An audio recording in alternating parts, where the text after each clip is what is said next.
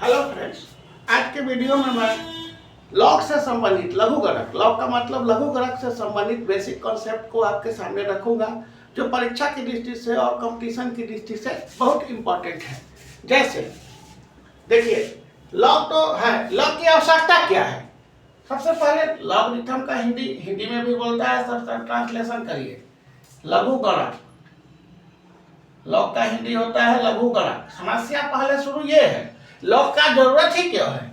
अगर मान लीजिए किसी को कहा जाए, सिंपल सा क्वेश्चन दिया जाए कि 10x पावर 10 का to the power x equal to 100, तो फाइंड करिए x को। क्योंकि 10 टू दी पावर x का मतलब क्या है? 10 के पावर 2 बार 10 का पावर 2 100 होता है, इसलिए ये 10 तो कैंसिल हो जाएगा। हम लोग इजिली इसको x का मान 2 निकाल सकते हैं।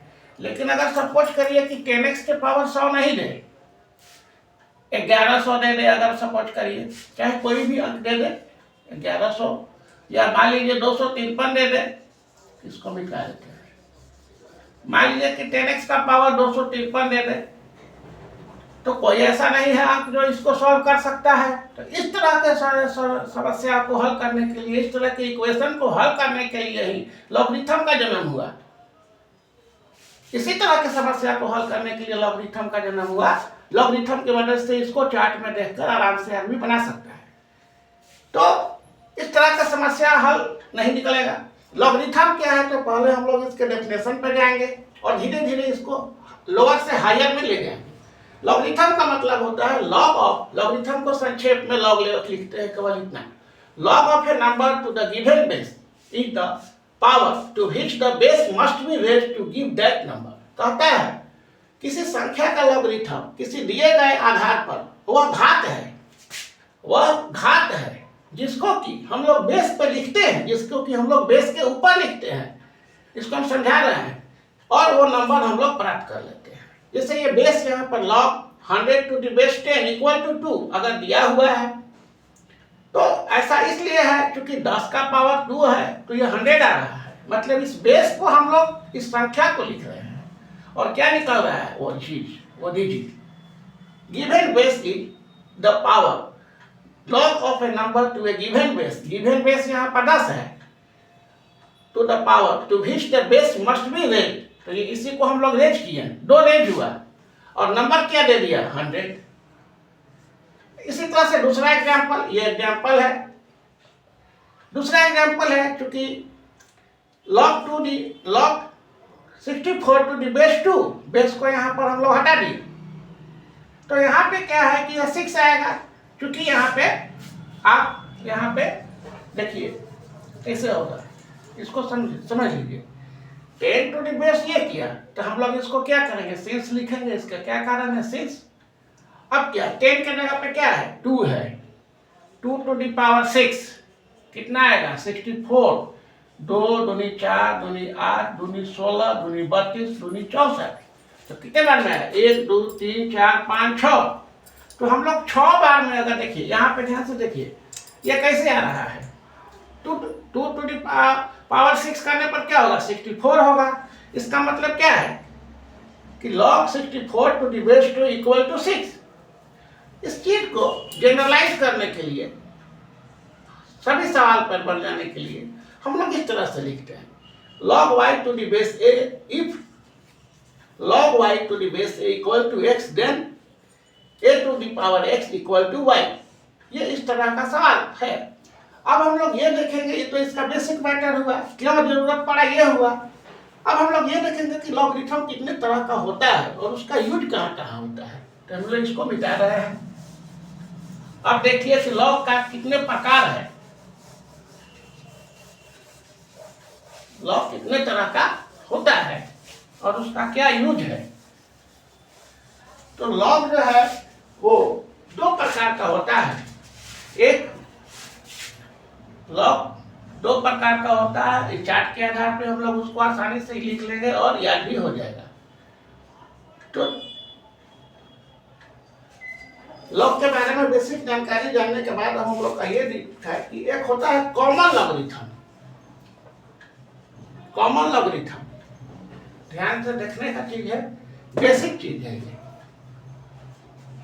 CO MMON, common logarithm. और दूसरा होता है कॉमन लॉगरिथम के बाद एक दूसरा होता है, इतना दूर नहीं, नेचुरल लॉगरिथम।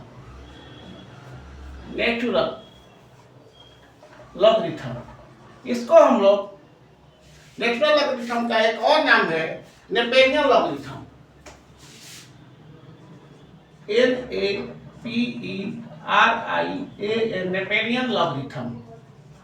अब दोनों में क्या अंतर है भाई? कॉमन लॉगरिथम और नेचुरल और नेपेरियन लॉगरिथम में। तो कॉमन लॉगरिथम का बेस जो होता है 10 होता है, और नेपेरियन लॉगरिथम का जो बेस होता है ये ई होता है। ई एक्सपोनेंशियल, ई मतलब क्या हुआ? एक्सपोनेंशियल। ई का मतलब क्या हुआ? एक्सपोनेंशियल। तो एक तो बेस 10 हो गया और इसको एगो का बेस ई हो गया।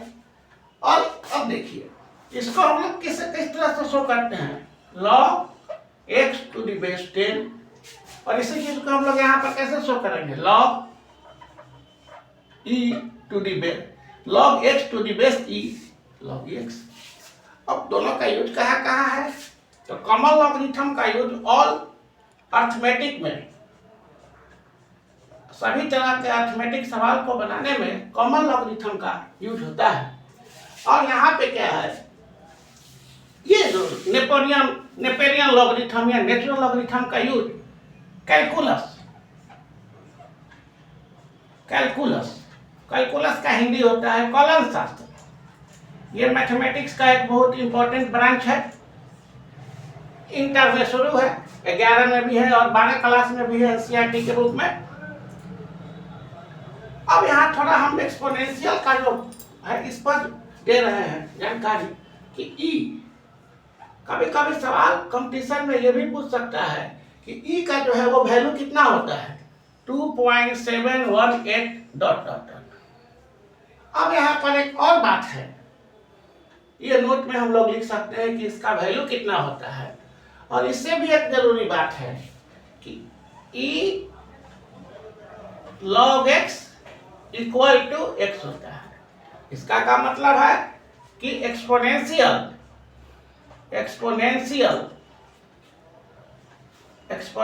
And log r, exponential and log r reciprocal term, reciprocal term. फिर देखिए जरा ध्यान से, exponential and log r reciprocal terms. Exponential और log एक दूसरे का उल्टा होता है, मतलब ये और ये कट सकता है। समझाने के लिए कटा दिए, ये डायरेक्टली x के बराबर हो जाएगा। इस तरह का जो ये फॉर्मूला है ये कैलकुलस में ज्यादातर यूज किया जाता है। कैलकुलस का मैटर है ये log x कैसे होता है, ये बहुत ऊंचा, क्लास में भी बहुत लंबा चैप्टर दिया हुआ है। तो इस तरह से दोनों में अंतर यही है। ठीक है, thank you for viewing this channel.